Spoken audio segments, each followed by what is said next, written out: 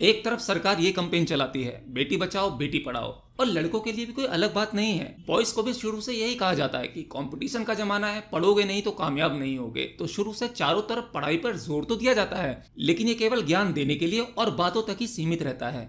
आज भारत में एजुकेशन सबसे जबरदस्त बिजनेस बन चुका है। इसमें इतना प्रॉफिट है और कोई रिस्क भी नहीं है। तो चलिए आज हम बात करेंगे प्राइवेट स्कूलों की मनमानी की। किस तरह से प्राइवेट स्कूल वाले आपको लूटते हैं। कोई भी प्राइवेट स्कूल खोलने के लिए गवर्नमेंट से बहुत सारे अप्रूवल लेने पड़ते हैं। उन अप्रूवल को लेते समय बहुत सारी शर्तें होती हैं जिन्हें कोई भी प्राइवेट स्कूल वाला फुलफिल नहीं करता है। अब वो चाहे ट्रस्ट के स्कूल है चाहे वैसे प्राइवेट स्कूल हो, सब बिजनेस करने के लिए बैठे हुए हैं। हर साल फीस तो ऐसे बढ़ा देते हैं जैसे बच्चों के माता पिता के पास पैसे पेड़ पर लगते हो। वो तुरंत पैसे तोड़ेंगे और वो फीस भर देंगे, उन्हें कोई फर्क नहीं पड़ता। अरे भाई, जितनी फीस तुम बच्चों की बढ़ा देते हो उतनी फीस बढ़ाने से माँ बाप के घर का पूरा बजट हिल जाता है। और तुम्हें माँ बाप से पैसा निकालने के लिए बहुत सारे तरीके पता है। तुम्हें करना ही क्या है, स्कूल की ड्रेस का कलर चेंज करना है। कलर चेंज करा तो बस वहां से भी आपको अच्छा पैसा मिल जाता है, क्योंकि स्कूल की ड्रेस आप जहाँ से लेते हैं वो केवल एक ही वेंडर होता है जिसका टाई अप स्कूल वाले से होता है, जिसका कुछ % स्कूल में भी जाता है। किताबों के बारे में तो आप जानते ही होंगे, 400 रुपए, 800 रुपए, 1200 रुपए, 1600 रुपए तक की किताब आपको प्राइवेट स्कूल के जरिए दी जाती है, जिसमें आपको कोई डिस्काउंट नहीं मिलता। किताब पर जो MRP लिखा है आपको वो पूरा देना होता है। किस लॉ के तहत आप मेरे बच्चे को हथियार बना के अपने मन मर्जी फीस बढ़ा सकते हो? कहाँ पढ़ता है आपका बच्चा और किस क्लास में? मेरा बच्चा सर DPS द्वारका में पढ़ता है। आज हम इसीलिए कोर्ट में हैं क्योंकि कहीं से रेस्पाइट नहीं मिली है। हमने एक एप्लीकेशन डाली है, बच्चों ने अपने हाथों से जो है अपना दर्द लिखा है, और आज हम यही बात कोर्ट में कहने आए हैं कि बच्चे रो रहे हैं। आप जो है वो देख लें जिस तरह से छोटे छोटे बच्चों का मानसिक उत्पीड़न हो रहा है। आप क्या मैसेज देना चाह रहे हैं? बच्चे जो भविष्य हैं, कोई कल जो है वो सुनीता विलियम्स बनेगा, कल जो है वो कोई प्रधानमंत्री बनेगा, क्या वो यही मानसिक धारणा लेके जाएगा आगे? क्या स्कूल जिसको आप कहते हो कि building stone of the future है, उसका क्या हो रहा है? बच्चों को जो है आपने इतना मेंटल हरास कर दिया है कि बच्चों का मानसिक संतुलन खराब हो रहा है। हाल ही में एक बच्चे के पिता ने, जिनका नाम ऋषभ जैन है, उन्होंने ट्विटर X पर एक पोस्ट किया। उन्होंने बताया उन्होंने अपनी बच्ची का एडमिशन फर्स्ट क्लास में कराया, जिसका खर्चा 4,27,000 रुपए एक साल का आया है। 4,27,000 रुपए एक साल का खर्चा, वो भी फर्स्ट क्लास का, यानी तकरीबन 35-36 हजार रुपए महीना पड़ता है। इतनी तो भारत में बहुत सारे लोगों की मंथली सैलरी नहीं होती। इस हिसाब से तो एक व्यक्ति की आय 3-4 लाख रुपए महीना कम से कम होनी चाहिए, तब जाकर आप अपने बच्चे को किसी ऐसे बढ़िया स्कूल में पढ़ा सकते हैं। क्योंकि जब आप अपनी बच्ची के लिए 35 से 36 हजार रुपए महीना दे सकते हैं तो आपके जो बाकी खर्चे होंगे तो वो भी लग्जरियस होंगे, वो भी कम नहीं होंगे। तो यहाँ पर माँ बाप भी अपने स्टेटस के हिसाब से चलते हैं। उन्हें भी ये लगता है कि जो स्कूल टॉप क्लास होगा, जहाँ पर AC वगैरह लगा होगा, बस की जो सुविधा होगी आने जाने की वो भी फुल्ली एयर कंडीशन होनी चाहिए। तो इस हिसाब से हम अपने बच्चों के बारे में सोचते हैं। हालांकि ये सोचना गलत नहीं है, लेकिन बात ये भी है कि बच्चे को शुरू से इतनी ज्यादा सुविधा देने के बाद जो एजुकेशन आप दिला रहे हो वो उसकी इतनी वैल्यू समझ नहीं पाएगा, क्योंकि उसकी एक्सपेक्टेशन भी उतनी ज्यादा हाई रहेंगी जब वो अपनी पढ़ाई को कंप्लीट कर लेगा।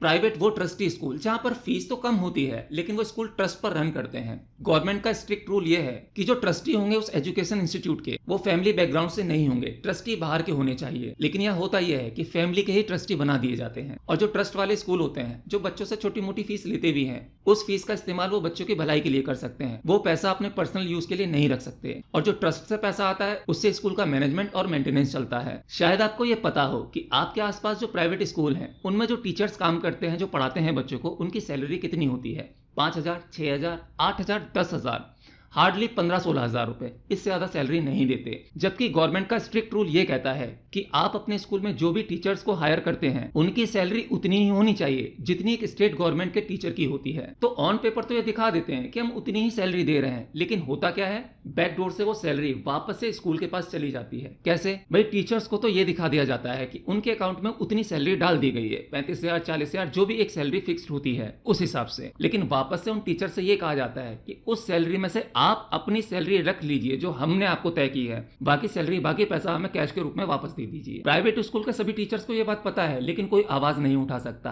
क्योंकि सिस्टम ऊपर तक मिला हुआ है। क्या आपने कभी ये सोचा कि प्राइवेट स्कूल की इतनी ज्यादा मनमानी चल रही है, या छोटा सा क्राइम हो जाता है तो सोशल मीडिया पर इतना बड़ा इशू बना दिया जाता है, लेकिन प्राइवेट स्कूल किस तरह से लूट रहे हैं, दिन दहाड़े लूट रहे हैं, इन पर कोई कार्रवाई नहीं होती? इसका रीजन केवल एक ही है, क्योंकि ये सभी प्राइवेट स्कूल कहीं ना कहीं बैकडोर से गवर्नमेंट के अंडर में ही चल रहे हैं। या मैं कहूं कि कहीं ना कहीं गवर्नमेंट के लोग इनसे जुड़े हुए हैं, इनसे मिले हुए हैं। आप क्या सोच रहे हो, जो MP MLA विधायक जो होते हैं ये पैसा कहाँ से कमाते हैं? भाई एक टिकट लेने के लिए इनको बहुत मोटा पैसा खर्च करना पड़ता है। एक गरीब आदमी नेता नहीं बन सकता, वो विधायक नहीं बन सकता। तो इन्हें कैसे भी करके पैसा बनाना है, और पैसा बनाने के लिए अगर इस तरह का बिजनेस हो जहाँ कोई रिस्क ही ना हो, तो इससे बढ़िया क्या हो सकता है? प्राइवेट स्कूल में अगर कोई बच्चा अच्छा स्कोर करता है तो वो स्कूल की वजह से करता है। स्कूल का एजुकेशन सिस्टम बहुत ज़बरदस्त है, उसकी पढ़ाई बहुत अच्छी है। लेकिन अगर कोई बच्चा उसमें खराब करता है तो यहाँ माँ बाप की गलती है। माँ बाप बच्चे की पढ़ाई पर ध्यान नहीं दे रहे हैं। स्कूल में बुलाकर मीटिंग रखी जाती है, उनसे ये कहा जाता है कि आपके बच्चे का दिमाग तो बहुत शार्प है, बहुत तेज है, बस वो पढ़ता नहीं है। ये सुनकर आप खुश भी हो जाते हैं और स्कूल वालों को कोई गलती भी नहीं बताते। आप समझते हैं कि मेरा बच्चा है तो होशियार, बस वो पढ़ता नहीं है। तो कहीं ना कहीं इनडायरेक्टली उंगली आप पर ही उठ जाती है और आप इसे समझ भी नहीं पाते। आपको ये समझना चाहिए, अगर कोई बच्चा प्राइवेट स्कूल में अच्छा स्कोर कर रहा है तो ये स्कूल की वजह से कर रहा है, लेकिन जो खराब कर रहा है वो भी स्कूल की ही वजह से कर रहा है। सभी बच्चे एक से नहीं होते। कुछ बच्चे ऐसे होते हैं जिन्हें केवल इशारा मिल जाए वो स्कोर अच्छा कर लेते हैं, लेकिन कुछ बच्चे ऐसे होते हैं जिन्हें पढ़ाना पड़ता है, उन पर मेहनत करनी पड़ती है, वो ये नहीं करेंगे। आपको प्राइवेट स्कूल में एजुकेशन नहीं मिलेगी, वो आपको बाहर से लेनी पड़ेगी, क्योंकि ट्यूशन तो आपको फिर भी लगाना है। और जो प्राइवेट स्कूल में टीचर्स पढ़ा रहे होते हैं वही ट्यूशन पढ़ा रहे होते हैं, आपको वही ट्यूशन पढ़ना है जाके।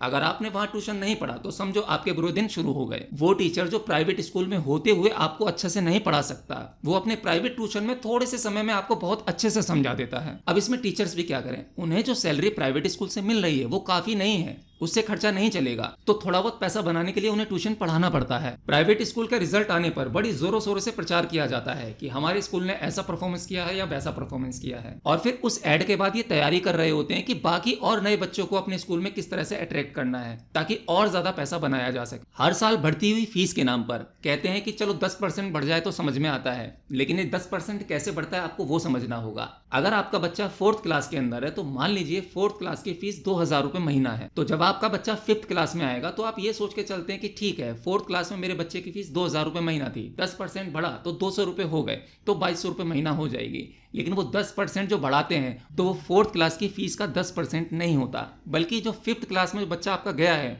उसका 10% लगाते हैं। तो यानी कि आप जो करंट में फीस दे रहे थे 4th क्लास में, उसके बाद आपको 20% इंक्रीज करके आपको फीस देनी होगी। इस परसेंटेज में तो आपकी सैलरी कभी नहीं बढ़ती होगी तो मुझे कमेंट बॉक्स में लिखकर जरूर बताना। अब इतनी सारी धांधली प्राइवेट स्कूलों में खुल्लम खुल्ला चल रही है, सब जानते हैं, लेकिन कोई भी आवाज नहीं उठाता। कोई भी आवाज उठाए भी क्यों? क्योंकि हम जानते हैं कि इसमें गवर्नमेंट कुछ कर ही नहीं सकती। गवर्नमेंट भी अपने ऊपर बर्डन नहीं लेना चाहती, इसलिए ज्यादा से ज्यादा प्राइवेटाइजेशन करना चाहती है। अब प्राइवेटाइजेशन करने के बाद ठीक है आप सुविधा अच्छी दे रहे हैं, सारी चीजें, लेकिन उसका जो बिल फट रहा है वो आम इंसान नहीं भर सकता। अब गवर्नमेंट को यह समझना चाहिए कि जब गवर्नमेंट अपने स्कूल में एक अच्छी क्वालिटी की एजुकेशन दे सकती है, जैसे नवोदय हुआ, केवी हुआ, तो ये जो गवर्नमेंट के स्कूल हैं, केंद्रीय विद्यालय और नवोदय, इसकी एजुकेशन का लेवल जबरदस्त है, बहुत अच्छी एजुकेशन है। लेकिन मुश्किल यह है कि यहाँ पर आपको एडमिशन आसानी से नहीं मिल सकता। कुछ ही 10-12 सीट्स होती हैं, किसी में 10, किसी में 20, किसी में 30, किसी में 2, किसी में 5, और इन सीट्स के लिए जो कैंडिडेट होते हैं वो हजारों में होते हैं। तो वहां तो आप भूल ही जाओ कि आपका नंबर आने वाला है। अरे भाई सीट्स कम है, स्कूल की शॉर्टेज है, तो आपको और नए स्कूल डेवलप करने चाहिए। आप तरह तरह के फालतू के बजट तो बना देते हो, एजुकेशन के लिए एक अच्छा बजट क्यों नहीं लाते? तो ये जो गवर्नमेंट के नामी ग्रामी स्कूल हैं, जैसा कि मैंने केवी और नवोदय के बारे में बताया, तो यहाँ तो अपने बच्चे का एडमिशन करना बहुत टफ हो जाता है।